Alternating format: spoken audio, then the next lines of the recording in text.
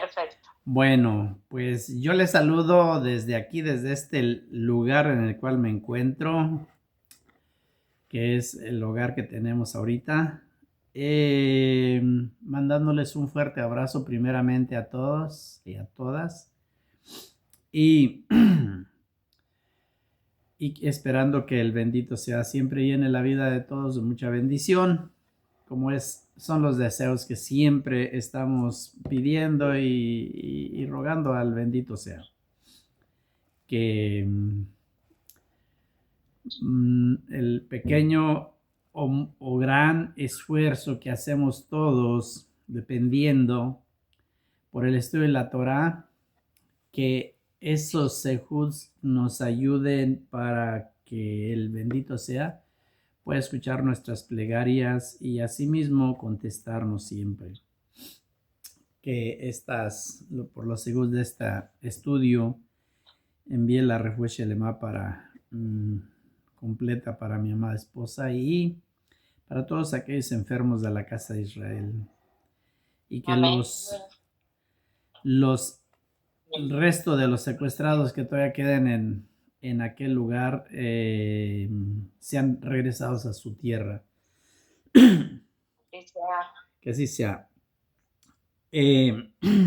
Hoy estamos cerrando ya el Shabbat y estamos cerrando también lo que es la porción semanal que lleva como título Noah. Segunda porción de la Torah, del libro Bereshit. Y tenemos entonces esa porción llamada Noah, y en la cual encontramos muchas cosas muy interesantes. Definitivamente, como dijimos, hemos dicho siempre y lo seguiremos diciendo, creo, todas las veces, es mucho, pero muy difícil en una hora o en unos minutos, 40 minutos, 50 o 30, los que sean, poder hablar de la porción. Entonces, lo que andamos haciendo siempre es hablar prácticamente un indicio solamente de toda la gran enseñanza que nos deja esta parte de la Torah en cada una de las porciones. Noah, como bien habla, es la segunda porción del ciclo anual. Y aquí en esta porción nos va a hablar la Torah acerca de la corrupción que hubo en aquella humanidad antidiluviana, que fue el motivo por el cual el Eterno bendito tomó esa decisión de exterminio total. Como bien dice el texto, dice, o traducido así, y se arrepintió Dios de haber creado a esa creación, y por eso le va a destruir. Vamos a ver muchas cosas, muchos aspectos muy interesantes. Y en la porción que tenemos, el texto nos va diciendo en la porción de Noah que se encuentra en el capítulo 6, verso 9, empieza diciéndonos, estos son los descendientes de Noah, o sea, nos habla de la descendencia inmediatamente. Dice, el Toledot Noah.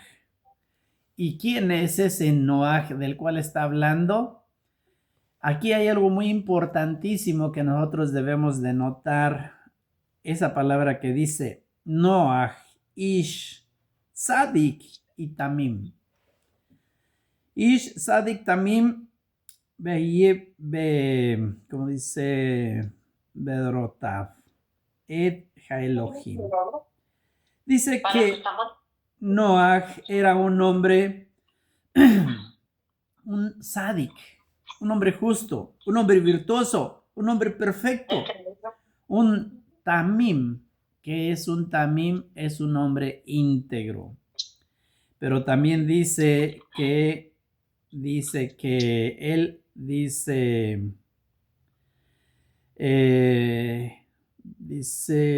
Getijalej Noach, dice, y caminó Noach, dice, Et Elohim, con Elohim.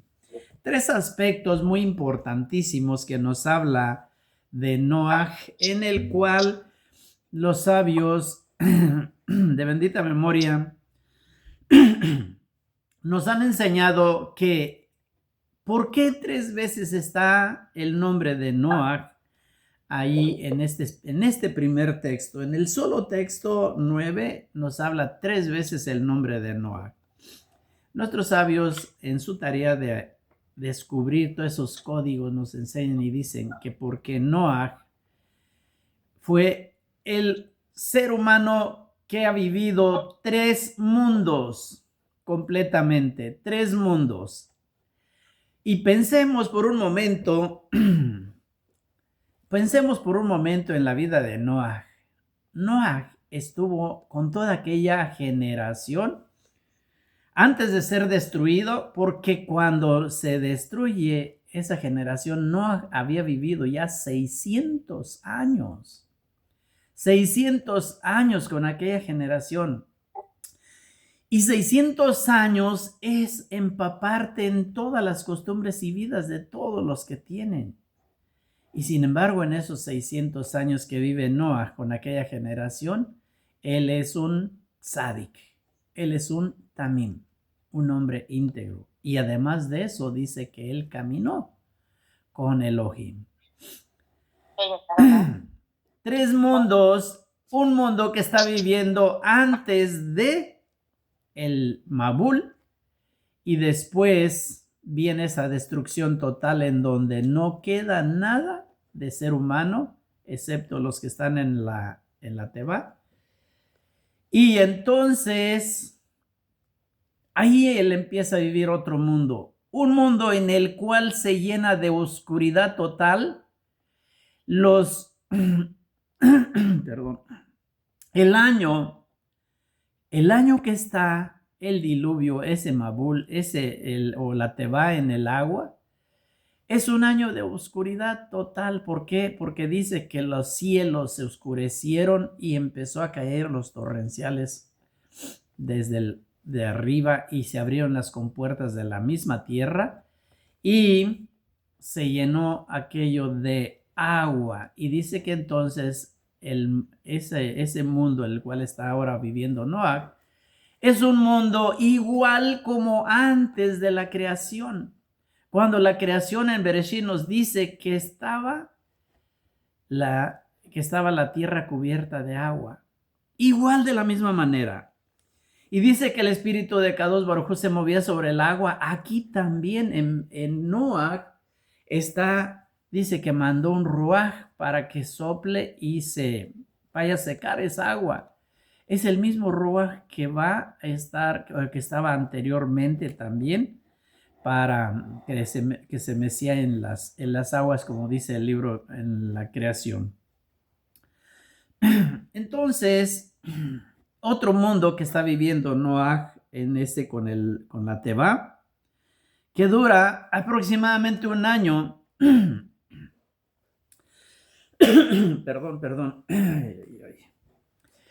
Un mundo en el cual dura un año y, como bien dice la Torá, dice, y Noah tenía 600 años cuando entró en el arca. Y si Noah tenía 600 años y si Noah, como bien dicen los libros, que Noah nació un Rosh Hashanah, entonces, ¿en qué tiempo fue el Mabul? ¿Pueden decirme? ¿En qué tiempo fue cuando fue el Mabul? ¿Alguien sabe la respuesta? Bueno, la Torá nos enseña las cosas perfectas que tiene el Eterno y en todas ellas el Eterno no se come ni un día, ni una hora, ni un minuto. Dice que cuando Noah tenía 600 años fue el Mabul. Quiere decir que fue en el cumpleaños de Noah cuando el Mabul sucedió. Y cuando ellos van a salir también del o cuándo se va a secar la tierra, dura un año. Entonces, al siguiente año, también en el año 601 de la vida de Noah, la tierra fue secándose. Muy importante esos datos, creo, para aquel que quiere ser un poco técnico para conocer aquello. Ese mundo que duró un año, mundo de oscuridad, dice que cuando Noah estaba en el arca, después abrió el compartimiento que tenía en la parte superior del arca y entró, y para sacar ahí el cuervo primero para ver si había ya cómo estaba afuera. Y hay un midrash muy grande que habla de todo aquello, pero no voy a hablar de ese midrash, pero con eso entendemos que podemos entender por un momento la oscuridad en la cual se encontraron todos ellos, tanto Noah y su familia como los animales.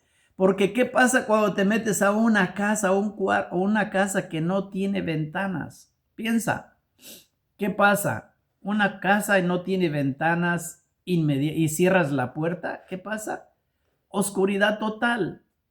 Imaginemos eso, el arca estaba completamente cerrada, dice que la llenó de embetunada por dentro y por fuera para que no se penetrara el agua. Y si no tiene ventanas ni paredes y está todo cerrado, vive en un mundo de oscuridad. Y ese mundo es precisamente el mundo que estaba antes, en el tercer día, cuando la tierra dice que todavía no se separaba de las aguas. ¿Sí? ¿Qué pasa con Noah después cuando sale del arca? Noah va a vivir ahora otro mundo. Ya vivió dos mundos, uno de 600 años, otro de un año, y ahora va a vivir otro mundo de 350 años, porque Noah vivió 950 años. Fue su totalidad de su vida.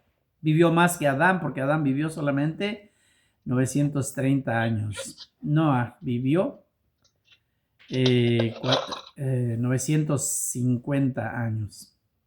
Entonces, va a vivir otro mundo, pero ahora, ¿qué mundo va a vivir Noah? Va a vivir un mundo piensen, ¿qué sentía? ¿Qué depresión tan grande pudo haber tenido Noah cuando sale del arca? Encontrar aquel mundo destruido totalmente, encontrar posiblemente cadáveres todavía, o los huesos de personas que posiblemente, o animales por ahí y por acá, y saber que no existe más nada, y luego todavía a veces se le critica porque dice, y Noah plantó una viña y extrajo de ella vino y se embriagó. Pensemos muchas veces en el ser humano de nuestra actualidad que vive momentos de depresiones y que muchas veces tienden incluso hasta el suicidio porque no pueden superar esas depresiones, de soledad, de tristezas, de muchas cosas. Pensemos en un momento en lo que vivieron Noah y su familia una vez que salen del arca. Y podemos decir, ¿acaso no estaba como justificado él de que pudiera tal vez poder tomarse unas copitas, digamos, por así decirlo, en otras palabras, no copitas de cualquier vino, dice que era de vino, del vino que extrajo del viñedo que sembró?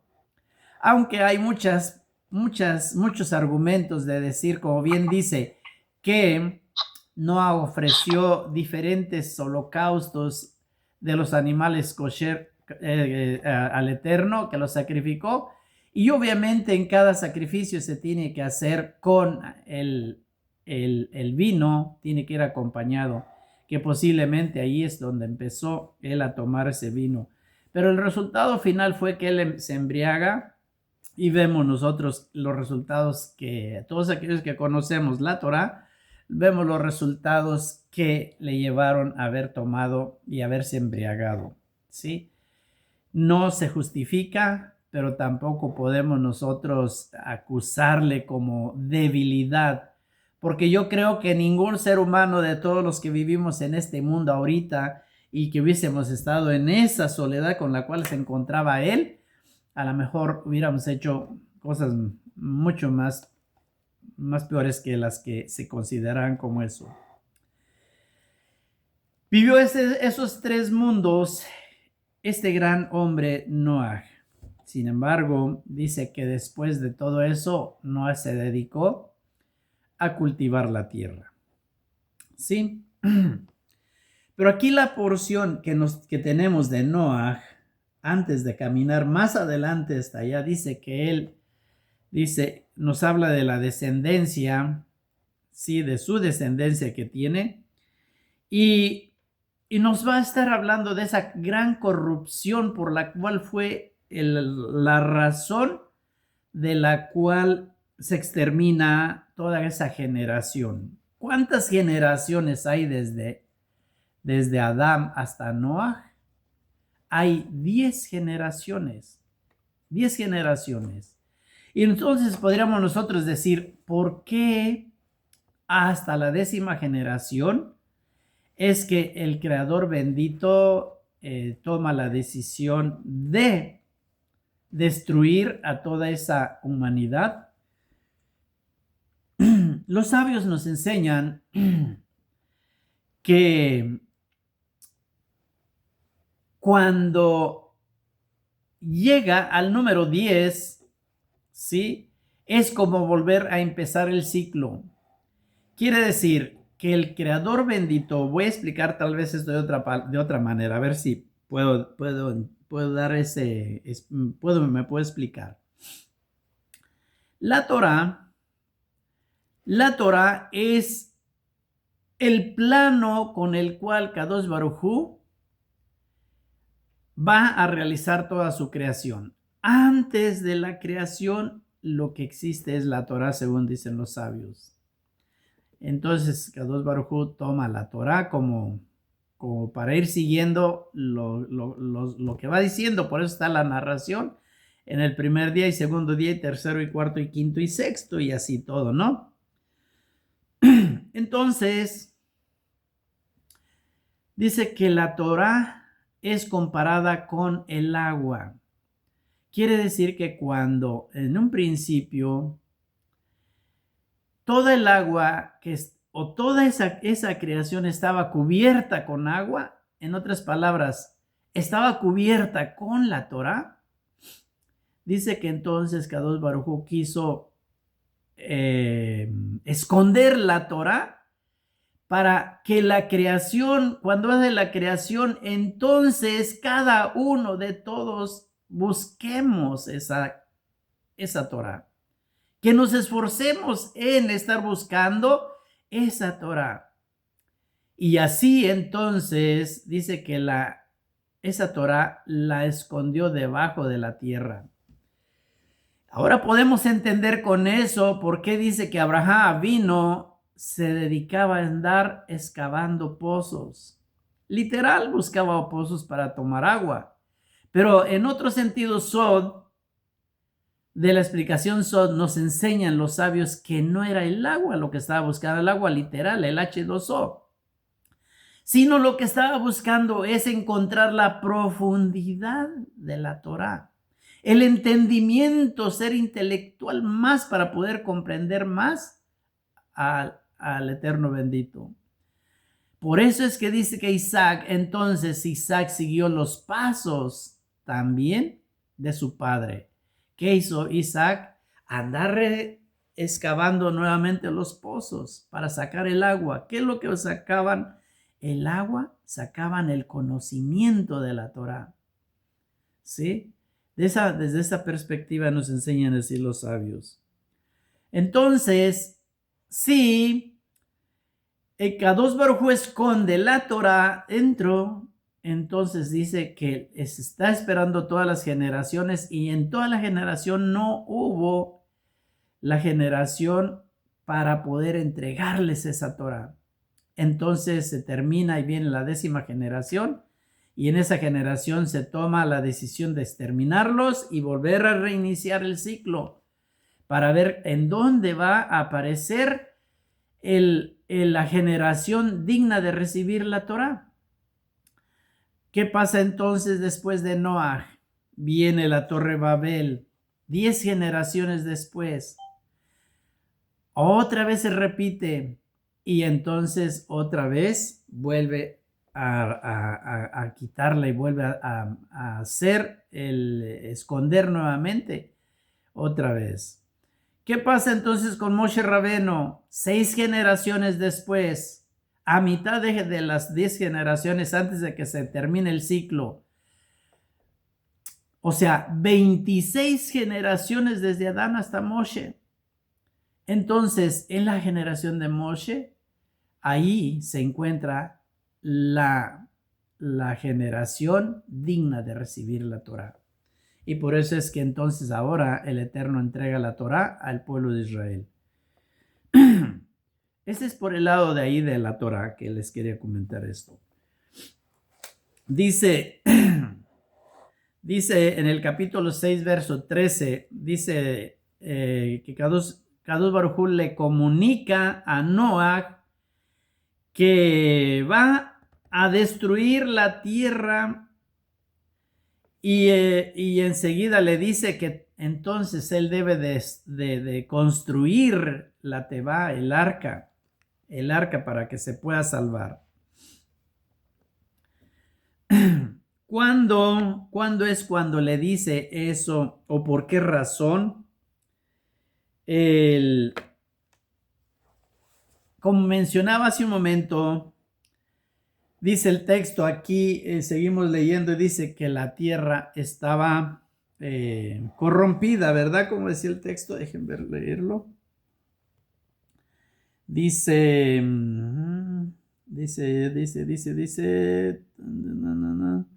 y se corrompió el verso 11, se corrompió la tierra ante Elohim, la tierra se colmó de jamás. La tierra se corrompió, se llenó de jamás. Jamás debemos de decir jamás. Quiero decirles esto. Me hubiera gustado que estuviera Edgar aquí porque lo estaba guardando para decirle eso. Porque siempre cuando está leyendo en las traducciones, las traducciones muchas veces dice por siempre jamás. Eso es una palabra que debemos de enseñarnos a quitárnosla porque la palabra jamás viene del árabe precisamente. Recordemos que los árabes dominaron muchísimos años en todo un imperio que abarcó todo el Oriente Medio y todo por ahí, montonazo de países y dejaron muchas palabras muy fuertes pegadas en el idioma, incluso en el idioma español. Y el idioma español utiliza muchísimas palabras del contexto con la raíz árabe. Y jamás es una. Solamente que en español cuando decimos jamás, entonces nosotros estamos entendiendo como si nunca, ¿verdad? Pero la palabra jamás lo que quiere decir es violencia, ¿sí? Es violencia, es crimen, es destrucción. Y entonces nosotros cuando estamos leyendo un texto, y sobre todo cuando estamos leyendo un texto que va hablando de Kadosh Baruj Hu, como que nos va a estar dando bendiciones por siempre, jamás, no podemos decir eso. Por eso transliteramos la palabra y decimos por siempre y para siempre, en lugar de decir jamás. Porque jamás es por eso se pusieron el nombre de los grupos terroristas de Hamas. Porque son grupos de violencia, grupos de crimen, grupos de destrucción total. Y nosotros no queremos destrucción, ni queremos crimen, ni queremos violencia. Entonces, por eso cuando encontramos la palabra que se tradujo como jamás por los traductores, que no es una cosa correcta, debemos transferirla y decir por siempre y para siempre. Es mucho más corregir eso. Es igual también como cuando decimos, o que está la mente habituada también para decir, ay, pues ojalá y Dios quiera. Otra palabra del árabe, oj, quiere decir el deseo, oj, Alá, que Alá quiera. Es como si cuando decimos, ojalá y se haga esto. Es como decir, que Alá quiera y se me conceda esto. Y pues no, ¿verdad? Como que ya no está bien. Entonces son palabras que muchas veces uno utiliza con mucha peculiaridad y como muy sin nada, pero deberíamos de hacer enmiendas en esas cositas. Dice el texto, dice, Vayomer Elohim la Noach. Y le dijo el Eterno a Noach, está diciéndole, dice, Katz. Esa palabra Katz, que está en el texto, Katz. Katz. Kol va a ser, cuando dice el fin de toda carne, carne en hebreo se dice va a ser.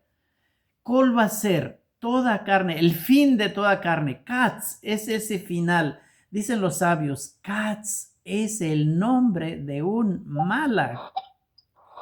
Katz es el nombre de un malach, que es el nombre de ese malach se llama final. Y por eso dice allí, el final vino hacia mí, como diciendo Kadosh Baruj Hu, el final vino hacia mí y está dando una queja de que tiene que ser destruido. Y por eso dice, el final de toda esa creación ha llegado hasta mí. ¿Sí? Es otra manera de interpretar esa palabra Katz, que quiere decir final, y es el nombre que se le da a un malach, también el malach que está encargado de estar viendo o estar llevando el reporte a Kadosh Baruj Hu para el que es el exterminio, cuando algo se tiene que terminar ya. Kol basar, esa carne, toda la carne, kol basar, toda la carne va a llegar a su término, ¿sí? Kol basar va libnel, dice, el fin de toda carne. ¿Por qué? Y ahí fue cuando vimos la palabra ki maleajares jamás. Ki maleajares jamás, porque se ha vuelto violento todo, porque ya está todo echado a perder, en otras palabras. Entonces, dice que el hombre, perdón, que el nombre de que figura aquí de Dios nos figura en la forma de Elohim. Aquí no nos vemos el nombre de Kadosh Baruj Hu como el Shem HaMeforash. Aquí figura como Elohim, y por eso es que cada vez que vemos Elohim podemos nosotros entender que Kadosh Baruj Hu está funcionando en un aspecto de juicio. Elohim quiere decir juicio. Siempre que veamos la palabra Elohim lo podemos relacionar y buscar que entonces nos está queriendo hablar algo de juicio. Cuando nos vemos nosotros Yud-Kei-Vah-Kei, entonces que lo nombramos como Adonai, entonces es la bondad, cuando su manifestación es en bondad, ¿sí? Así que siempre que nosotros busquemos que el Eterno tenga bondad, misericordia hacia nosotros, no debemos decir de Elohim, ¿sí? Sino debemos mencionarle de otra manera. Como no es bueno estar mencionando el nombre del Eterno, bueno, pues le decimos Padre, Abba, Adonai también, pero sí estamos en lugares que se puedan igual. ¿Sí? Entonces, aquí vemos que el nombre Elohim tiene que ver con la naturaleza siempre. Eloa maneja el mundo por medio de esa naturaleza. El capítulo 1 nos habla de la creación del mundo, esa creación de la naturaleza. ¿Y cómo se va entonces a salvar o cómo se va a salvar Noah? Naturalmente debe hacer un arca que le está pidiendo el Eterno que haga. ¿Por qué? Porque habrá lluvia. Pues preguntémonos, ¿por qué Noah se tardó 120 años para hacer el arca? Dicen los sabios, realmente necesita 120 años para hacer el arca de esa medida que la hizo. Era de 3 pisos y estaba grande, ciertamente. Pero cuando nosotros pensamos en la dimensión del arca y la cantidad de animales que se entran dentro del arca, es lógico. O sea, no se necesita ser inteligente ni matemático para saber que el arca es total y completamente pequeña para que puedan caber los animales ahí, los animales que entraron. ¿Qué pasó entonces dentro del arca? Dicen los sabios que ahí, obvio, hubo un gran milagro del Eterno que permitió que todos ellos se hicieran, ocupieran ahí todos los animales, porque dice que de toda especie. Han hecho estudios en los cuales solamente de una especie hay hasta 130 diferentes. ¿Cómo entonces iban a caber tantos? Por eso dicen los sabios que hubo un gran milagro. Los animales que llegaron ahí llegaron por su propio pie. Noah no tuvo que andarlos recogiendo. Y luego entraron 7 parejas de a los animales kasher, lo cual eso eleva muchísimo más la cantidad de animales. Entonces, si es que se va a hacer un milagro, ¿por qué entonces el Eterno le dijo que hiciera de esas medidas el arca? Y dicen los sabios que Noah alargó la construcción del arca para dar lugar a que la gente se pudiese arrepentirse. Noah constantemente le hablaba a la gente que se arrepintieran. Incluso él sembró las coníferas, los cedros de los cuales iba a ser el arca. Los estuvo sembrando y los coníferas no se tardan un año en crecer, que tardan años, y después cortaba las maderas y las iba armando. Y para que vieran. Sin embargo, no, la gente se burlaba de él. ¿Cuál fue entonces el error de Noah que dicen todos los sabios que cometió? El error fue que Noah no suplicó a Kadosh Baruj Hu porque se salvaran ahí. Dice, y vemos nosotros cuando se iba a destruir Sodoma y Gomorra y aquellas 5 ciudades, que Abraham vino, él está suplicando por que se salven, y si hay 50 justos, si hay 45, si hay 40, 30, 20, 10, dicen, por 10 justos, no la voy a destruir. Y entonces, ¿por qué ya no siguió? Dice, ¿por qué Noah no pidió? Porque Noah también no sabía que había justos, no había 10 justos tampoco, por eso no estaba pidiendo tampoco. Qué triste, ¿verdad? Que toda la gente se hizo, toda esa generación se quedó, podemos decirlo ¿cómo decir? En esa maldad que se fue acrecentando. Dice que la maldad que se tenía ahí, cuando dice que la tierra se corrompió, no solamente el ser humano, sino la tierra se corrompió. ¿Y por qué dice que la tierra se corrompió? Miren, dice el masculino, ¿sí? Sabemos que siempre es el que da la semilla. y el femenino es donde se germina la semilla. Adam quiere decir, es lo masculino de tierra. Adam, a la tierra se dice Adamá. Es femenino cuando se le agrega una G al final. Adamá. Pero Adam es en sí el masculino. Dice que es, por eso es el masculino de tierra. Entonces, así como por ejemplo cuando decimos Ish es hombre, Isha es mujer, sí, con la G, y nomás se hace lo femenino.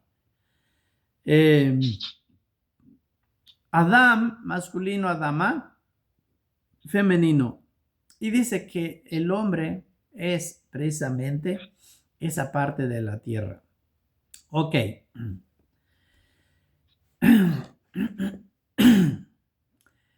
El hombre, cuando se corrompe, dice, se corrompe toda la tierra. Quiere decir que es como cuando el hombre se corrompe y hace una maldad, esa maldad se riega y se genera una energía alrededor que queda plasmado en la tierra, porque la tierra es al Adamá, o sea, el hombre genera esa energía negativa en la tierra y la tierra como germina la regresa después al hombre por medio de ¿qué? Pues tal vez por medio del fruto mismo que se come. Entonces se hace un ciclo en el cual la corrupción está en constante aumento y aumento solamente.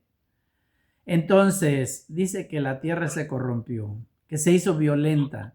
¿En qué consta todo eso? Dice que el robo era lo principal. Recordemos por qué se destruyó Sodoma también, porque dicen que la inmoralidad sexual estaba ahí al rojo vivo, digamos. El robo igual, el asesinato lo mismo, en donde ya, como bien vimos en Bereshit, dice que la mente de la persona era solamente constantemente el mal, pensar el mal todos los días. O sea, sacaron a Dios de sus mentes, sacaron a Dios de sus corazones y solamente era continuamente cómo hacerle mal al vecino. Por eso hay un mandamiento muy importante que después se estableció y dijo, ama a tu prójimo como a ti mismo. Y es uno de los grandes mandamientos. Porque si no ama al prójimo uno, entonces siempre vamos a estar pensando en hacerle mal. En donde yo no voy a querer que tenga él más que yo, donde le voy a envidiar las cosas materiales que tiene, le voy a envidiar todo, le voy a envidiar la mujer, le voy a envidiar los hijos, le voy a envidiar la casa, le voy a envidiar todo. Y le voy a quitar, y mi mente va a estar constantemente solo pensando en mal. Por eso es lo que nos dice ahí, que era solamente pensar en mal. Y de esa manera se corrompió. Ahora, cuando el hombre se corrompe, dijimos que entonces se corrompe la tierra. Y como de la tierra nacieron las plantas y los animales también, por consiguiente también los animales y plantas están corrompidos. ¿Sí? En los cuales dicen los sabios que incluso la tierra producía injertos sin que los injertaran, por ejemplo. Todo lo que está prohibido, ¿no? Se nacían semillas juntas unas con otras, de las que están, por eso está prohibido cultivar semillas de la misma especie. ¿Sí? Entonces, los animales copulaban unos con otros, todos. Era una corrupción. Por eso, y dice que cuando los animales llegaron al arca, fueron y entraron solamente aquellos animales que nunca habían tenido, nunca habían sido mezcla de mezclarse una especie con otra especie.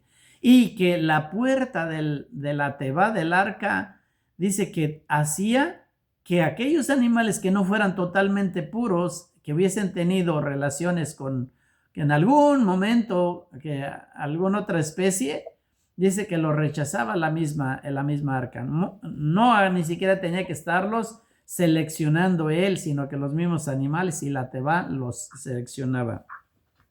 Impresionante, ¿verdad? Impresionante. La tierra, dicen nuestros sabios, la tierra tiene igual que el hombre tiene 248 miembros. También la tierra contiene 248 miembros. Porque nosotros somos tierra. Somos la misma tierra. Por eso, o en otras palabras, por esa es la razón que nosotros como humanos tenemos 248 miembros, porque la tierra son los que tiene. Tenemos 365 huesos y tendones, por es que la tierra son los que tiene. ¿Sí? Porque nosotros somos eso, somos la tierra eso. Entonces, con eso podemos darnos cuenta y podemos decir, pero nosotros tenemos pies, manos, ojos, boca, y la tierra no. No, la tierra tiene también sus propios pies, sus propias manos, sus propios ojos, su propia boca. Como bien dice, y la tierra abrió su boca y los tragó. ¿Se acuerdan de esa parte? Sí. Entonces, hay muchas cosas, es muy importante. Entonces, para cuando termina un ciclo, el Creador bendito repite el ciclo antes. ¿Y cómo va a repetir ese ciclo entonces que ya lleva 10 generaciones? Destruyéndolos y empezar otra vez en cero. ¿Cómo? Por medio de la destrucción con el agua para poder dejar el momento igual como estaba antes de la creación, cuando dice que la tierra estaba cubierta por agua. Ahora nuevamente tiene que cubrir la tierra con agua y volver a empezar nuevamente. Y así es como se empieza. ¿Sí? Siempre tiene que tener agua. ¿Sí? Todos siempre se van mezclando. 10 generaciones de Adán a Noah. 10 generaciones de Noah a la Torre Babel. Pero aquí con la Torre Babel, ¿por qué no se destruyó con agua? Porque aquí en la Torre Babel ya no estaban ellos como con la ignorancia. Con la Torre Babel ahora ya son intelectuales. Ya están pensando en cómo alcanzar las alturas del cielo. ¿Sí? Y por eso es que viene esa destrucción allí con la Torre Babel. Pero no es ya con agua. Y si podríamos decir nosotros, ¿y por qué entonces que no lo destruye con agua? Porque el Eterno porque el Eterno prometió que no iba a ser más destruido el mundo con agua. Es porque el Eterno bendito está fuera del tiempo. El Eterno sabe que en el futuro la gente va a estar en otros conceptos, y como en la Torre Babel, que su intelecto era pensar cómo hacer y alcanzar la altura de Dios, ya no se destruye con agua. Sin embargo, hay destrucción de otra manera. Y luego viene con Moshe Rabenu. Por eso es que en el judaísmo se habla mucho de la similitud que hay de Moshe Rabenu con Noah. Incluso la gran mayoría en el judaísmo que se enseña la reencarnación dice que Moshe Rabenu es la reencarnación de Noah. Nosotros no enseñamos reencarnación. Solamente lo estoy mencionando por la similitud que se tiene. ¿Por qué? Porque con Noah el agua purificó a toda esa tierra. Y con Moshe, que nace y que se es rescatado del agua prácticamente, también, con Moshe, cuando saca al pueblo, pasan el mar y se abre el mar y ahí quedan purificados con agua también. Pero todo lo contrario, o sea, toda la rectificación, todo lo que Noah no hizo de estar implorando a Kadosh Baruj Hu para que el Eterno bendito perdone a aquella generación y no los destruya. Moshe, ¿qué hace? Moshe dice, bórrame del libro si es que no los vas a salvar. Bórrame del libro donde me tienes, pero sálvalos. Entonces, todo lo contrario que Noah es lo que está haciendo Moshe, siempre buscando por el pueblo. Y le podemos poner a sus besos. Sí No es. se escucha.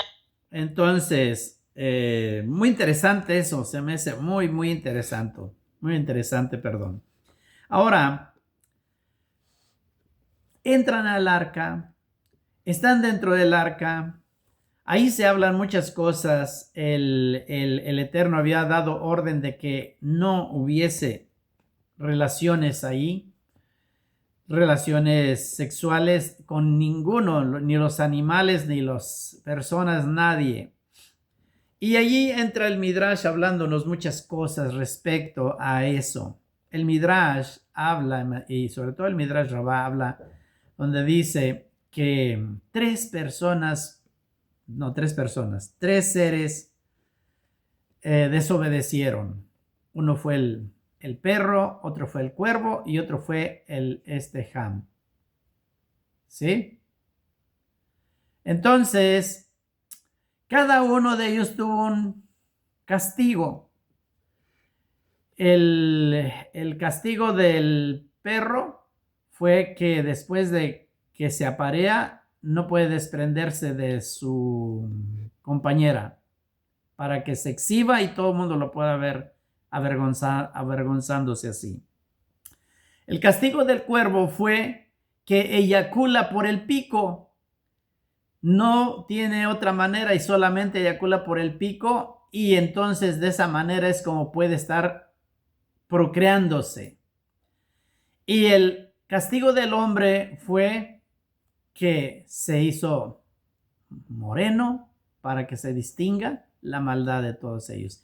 Y así vemos nosotros, entonces, cuando vemos la historia, vemos que los hijos de Canaán y los hijos de Ham fueron a habitar todas las regiones en donde ahora Etiopía y muchos lugares de África, donde ahí lo dice, con los hijos. Cuando vemos nosotros y leemos las descendencias, de estos son los hijos de Ham, estos son los hijos de Jafet, estos son los hijos de Sem, todos ahí vemos en dónde se fueron colocando. Hay congruencia. El Midrash no está nomás por hablarlo. Muchas cosas de esas, ¿verdad?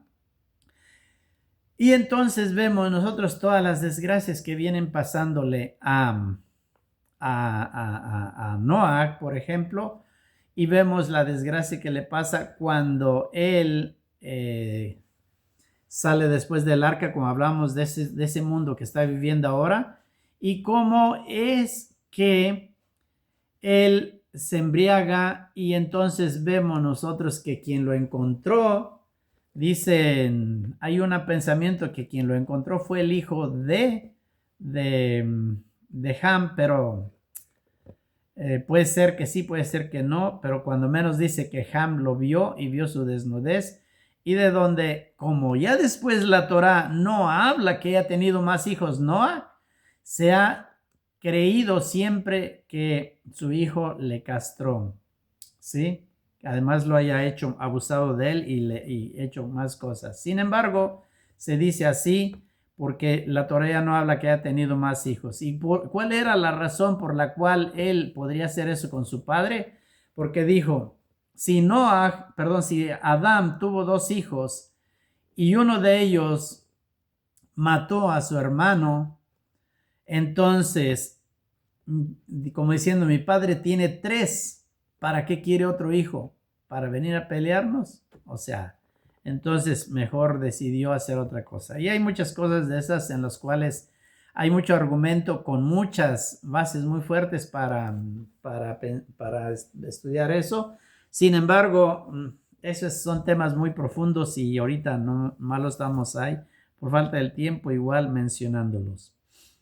Sale del arca y podemos preguntarnos por qué, bueno, eso ya lo explicamos, por qué Dios le habla ahí con el nombre de Elohim, que estamos hablando ahorita con el nombre cuando se presenta como Elohim, como juicio.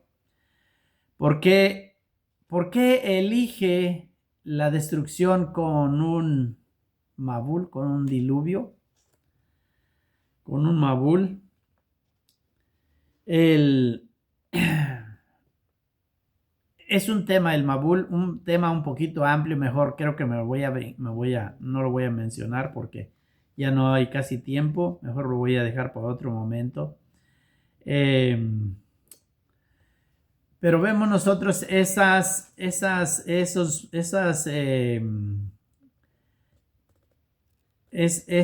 partes donde vemos nosotros la relación que hay con Moshe y con Noah en los 40 días.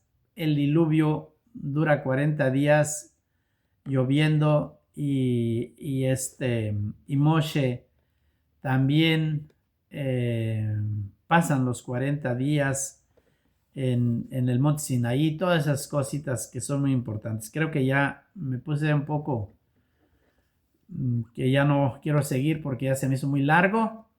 Mejor voy a parar aquí porque ya me salí del tiempo. Quería hablar un poquito de eso, sobre el Mabul, del diluvio, pero ya no me va a quedar tiempo para hacerlo. Entonces los voy a dejar aquí y voy a quedar pendiente con eso. Es bien bonito entender por qué fue castigado con Mabul, con el diluvio. Pero definitivamente no había visto ahorita el reloj y ya vi que está muy tarde y ya no lo voy a mencionar mejor. Bueno, deseo por mi parte que siempre tengan la bendición de Kadosh Baruj Hu, que siempre estemos pegados con la Torah, que sigamos en ese estudio de la Torah en todo momento y que el bendito sea nos prolongue las vidas para poder seguir estudiando su bendita Torah. Que tengan todo lo mejor y Amén. muchas alegrías y shalom.